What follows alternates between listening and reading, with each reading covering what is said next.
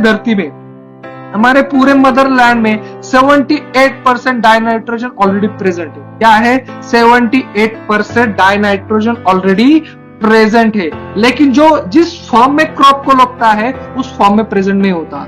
इसका मतलब क्या है? इसको एक एग्जांपल देना चाहूंगा दोस्तों। हम गेहूं करते हैं, गेहूं वैसे की वैसे खाते हैं क्या? बिल्कुल नहीं। पहले क्या करते हैं? गेहूं हार्वेस्ट करने के बाद उसको चक्की में पीसने के बाद उसका रोटी बनाते हैं, रोटी बनाने के बाद उसको सेकने के बाद हम खाते हैं। मतलब क्या? ये रॉ गेहूं रहता है और ये रोटी रहती है। हम खाते किसको है? रोटी को खाते हैं, हम गेहूं को डायरेक्टली नहीं खाते। उसी तरह पूरे धरती में 78% नाइट्रोजन है, वो गेहूं के फॉर्म में रॉ नाइट्रोजन है, लेकिन क्रॉप को रोटी के फॉर्म में लगता है, और रोटी के फॉर्म में कन्वर्ट करना जरूरी होता है। क्योंकि हमारे धरती में अगर 78% नाइट्रोजन है तो हमें बाहर का नाइट्रोजन लेने की जरूरत नहीं। अगर हम इस 78% नाइट्रोजन को क्रॉप को लगने वाले नाइट्रोजन में कन्वर्ट करते हैं तो आपको ज्यादा केमिकल फर्टिलाइजर का यूज करना की बिल्कुल जरूरत नहीं है। इसका सॉल्यूशन क्या है? तो हमारे पास है one of the best solution in organic farming industry, हमारा बायोफिट का यन।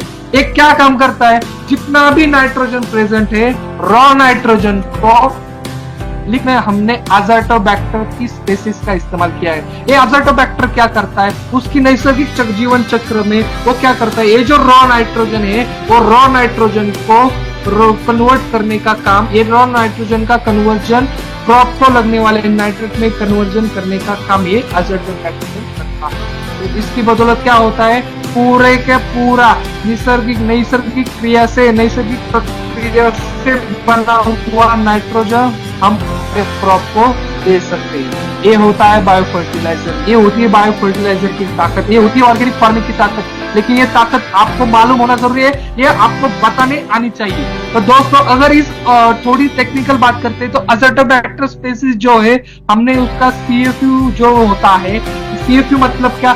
1 ml अगर मैं ड्रॉप लेता हूँ तो 1 ml में 1 × 10⁻10 1 × 10⁻10 नंबर ऑफ बैक्टीरिया इसमें प्रेजेंट रहते हैं। इसका काउंट हमने सेफर साइड पे 1 × 10⁻10 देखा है, लेकिन अगर इसको आप लैब में टेस्ट करने जाओगे तो 100% इसका काउंट 1 × 10⁻12 के ऊपर ही आता है, 1 × 10⁻12 के ऊपर ही आता है। लेकिन सेफर साइड देना चाहते हैं तो इसके लिए हमने क्या किया? 1 × 10⁻10 ही दिया है। ये लाइव बैक्टीरिया रहते हैं, ये क्या करते हैं? उसके जीवन चक्र में नाइट्रोजन का कन्वर्जन, डाइनाइट्रोजन का कन्वर्जन नाइट्रोजन में करने का काम करते हैं। तो उसकी बदौलत क्या फायदा होता है? तो एटमॉस्फेरिक नाइट्रोजन का फिक्सेशन का काम ये करते हैं। Increase number of tillers and shoots, आपके क्रॉप में जितने भी नंबर ऑफ टिलर्स है, टिलर्स मतलब क्या? ब्रांचेस होगी या शूट्स होगी, ये बढ़ाने का काम ये नाइट्रोजन का होता है। और क्या होता है? आपकी सॉइल की फर्टिलिटी को बढ़ाने का काम, और केमिकल उत्पाद का खर्चा, केमिकल का खर्चा कम करने का काम ये बायोफिट का प्रोडक्ट करता है। और क्या काम करता है? हमारे क्रॉप में जितने भी अलग अलग nutrients add nutrient into soil, soil में न्यूट्रिएंट्स ऐड करने का काम भी ये प्रोडक्ट करता है। तो सबसे बढ़िया प्रोडक्ट है आपके खेती में फर्टिलाइजर का प्रोवाइड करने का। आपको बाहर का फर्टिलाइजर डालने की जरूरत नहीं, आपके खेती में ऑलरेडी फर्टिलाइजर है। उस फर्टिलाइजर को अवेलेबल फॉर्म में कन्वर्ट करने वाला प्रोडक्ट आपको चाहिए, और नेटसप के माध्यम से हमने आपको प्रोडक्ट ऑलरेडी दे दिया है। तो दोस्तों इसका इस्तेमाल किसका करना है हमें? तो इसका इस्तेमाल हमने 1 लीटर ऑफ बायोफिट यन पर एकड़ लैंड के लिए हमने इसका इस्तेमाल करना है। 1 लीटर बायोफिट यन को लेना है, पानी में डिजोल्व करके आप ड्रिप के माध्यम से दे सकते हो, फ्लड इरिगेशन के माध्यम में से ही इसका इस्तेमाल कर सकते हैं। तो ऐसा बायोफिट यन नाम का प्रोडक्ट है। ओके, सेकंड प्रोडक्ट के ऊपर जाते हैं। हमारा बायोफिट यन जैसा है उसी तरह निसर्ग में फास्फोरस की भी जरूरत होती है। फास्फोरस का रोल क्या होता है दोस्तों? तो फास्फोरस का रोल मेजर होता है रूट डेवलपमेंट का। रूट डेवलप अच्छा होंगे तब जाके आपका क्रॉप न्यूट्रिएंट्स अब्सॉर्ब कर पाएगा। अगर रूट ही कमजोर हुए तो आप न्यूट्रिएंट अब्सॉर्ब कर नहीं पाएंगे। तो फास्फोरस बहुत जरूरी होता है। और क्या करता है? स्टेम और स्टॉक की स्ट्रेंथ को बढ़ाने का काम करता है। दोस्तों जैसे हमें मालूम है, हमारे ह्यूमन बॉडी में स्ट्रेंथ कौन पड़ता है, हमारी हड्डियां हमें स्ट्रेंथ प्रोवाइड करते हैं। उसी तरह क्रॉप में अगर आपको स्ट्रेंथ बढ़ानी है, आपकी क्रॉप की अगर आपको ताकत बढ़ानी है, तो ताकत बढ़ाने का काम अगर कौन सा न्यूट्रिएंट करता है तो वो होता है फास्फोरस। रूट को डेवलप करता है क्या 100%, लेकिन स्ट्रेंथ को भी प्रोवाइड करने का काम वो करता है। और क्या करता है, फ्लावर फॉर्मेशन का एंड सीड प्रोडक्शन का काम। इसका मतलब क्या, आपके क्रॉप में फ्लावर, अगर जो आपके क्रॉप में फूल लगते हैं तो फूल क्यों लगते हैं, उसका रीजन क्या है, तो आपके क्रॉप में फास्फोरस जो कंटेंट है, वो फास्फोरस कंटेंट अगर अच्छा हुआ तो आपके क्रॉप में ज्यादा से ज्यादा फ्लावरिंग होने वाली है, और जितनी ज्यादा फ्लावरिंग रहेंगी उतना ज्यादा फल लगेंगे, और जितने ज्यादा फल लगेंगे उतना ज्यादा आपका उत्पाद आने वाला है। तो अगर इसको कौन सा न्यूट्रिएंट कंट्रोल करता है, तो वो होता है फास्फोरस नाम का। और क्या करता है, जैसे कि नाइट्रोजन फिक्सेशन रहता है, उस तरह फास्फोरस फिक्सेशन रहता है, क्रॉप की क्वालिटी को अच्छा करने का काम करता है। प्लांट का जो डिसीज रेजिस्टेंट इनबिल्ट तैयार होता है ना, आपको मालूम है हर एक आदमी की इम्यूनिटी अलग होती है, तो उसी प्रकार हर एक क्रॉप की भी इम्यूनिटी अलग होती है।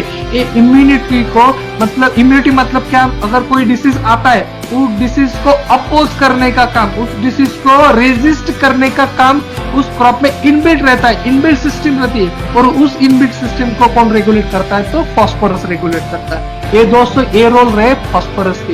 ये फास्फोरस के रोल हमें बाहर से लाने की जरूरत नहीं। जैसे नाइट्रोजन निसर्ग में ऑलरेडी पाया जाता है, उसी तरह फास्फोरस भी ऑलरेडी निसर्ग में पाया जाता है, नेचर में पाया जाता है। सिर्फ वो जैसे सेम नाइट्रोजन का जैसे मैंने एग्जांपल दिया गेहूं का, उसी तरह फास्फोरस, रॉ फास्फोरस हमारे सॉइल में रहता है, रॉ फास्फोरस हमारे नेचर में रहता है। सिर्फ वो क्रॉप को जो फॉर्म लगता है, उस क्रॉप को लगने वाले फॉर्म में नहीं रहता।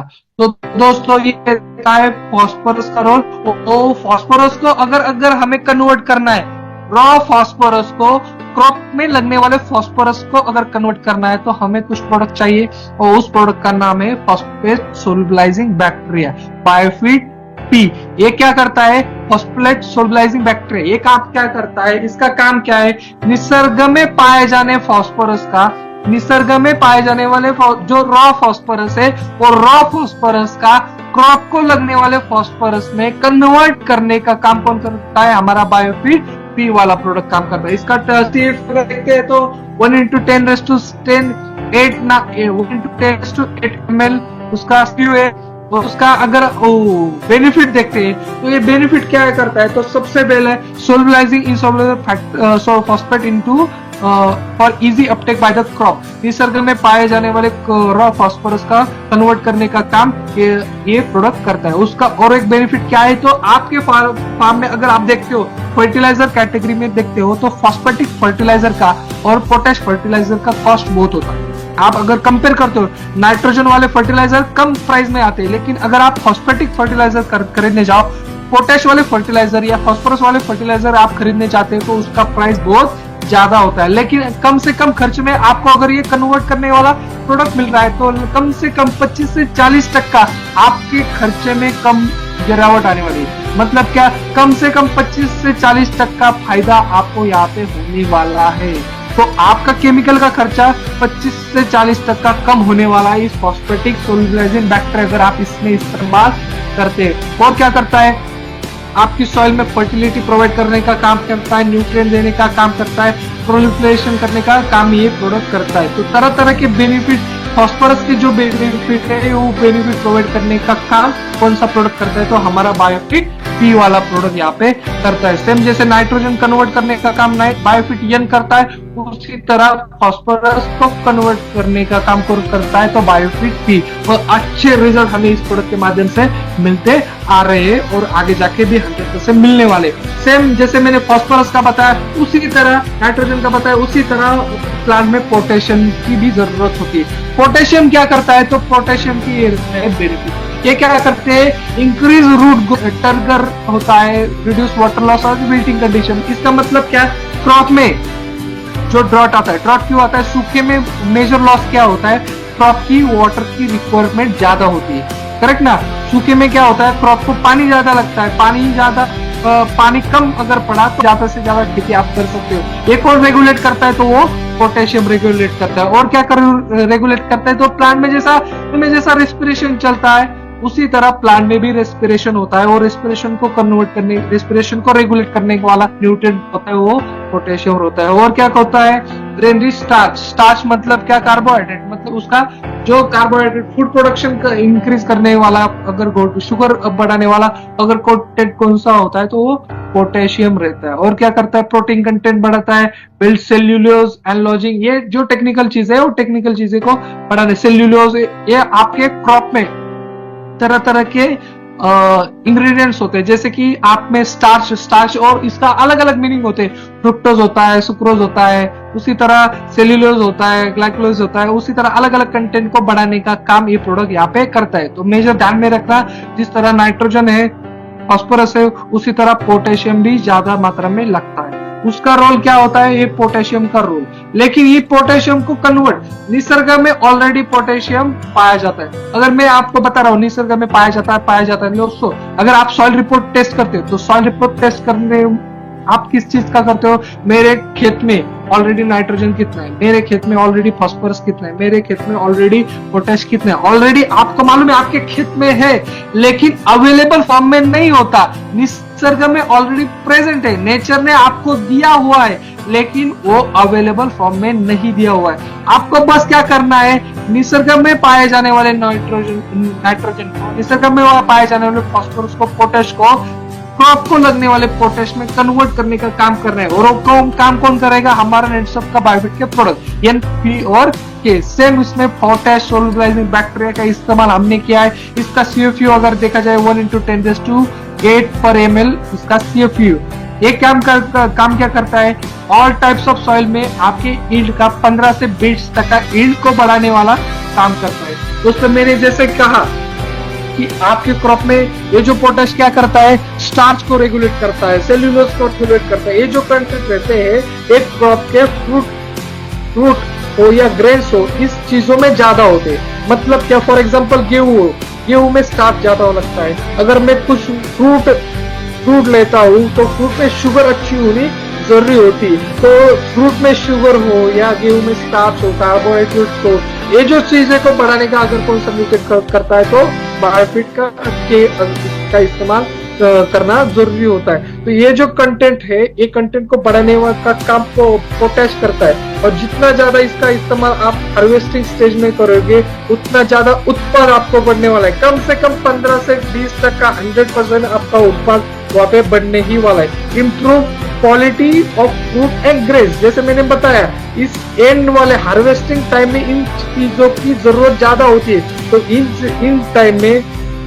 इस टाइम में अगर आप इसका इस्तेमाल करते हो तो आपकी फ्रूट की क्वालिटी, आपके उत्पाद की क्वालिटी 100% बढ़ने ही वाली है। आपको क्या करता है, फोटोसिंथेसिस में हेल्प करता है, और आपका जो शुगर कंटेंट है, आपके फ्रूट की जो साइज है वो रेगुलेट करने का काम पोटेश यहाँ पे करता है। अगर बायोफिट का इस्तेमाल आप इस टाइम में करते हो तो आपको ज्यादा से ज्यादा बेनिफिट इसके मिलने वाला है। कितना इस्तेमाल करना है दोस्तों, सेम जैसे नाइट्रोजन पे फास्फोरस पोटेश का था, उसी तरह 1 लीटर ऑफ बायोफिट के पर 1 एकड़ ऑफ लैंड आप इसका ड्रेंचिंग कर सकते हो, पानी के साथ दे सकते हो और फ्लडिंग वाटर के साथ भी दे सकते हैं। 1 एकड़ के लिए हमें कितना लगता है, 1 लीटर ऑफ बायोफिट NPK।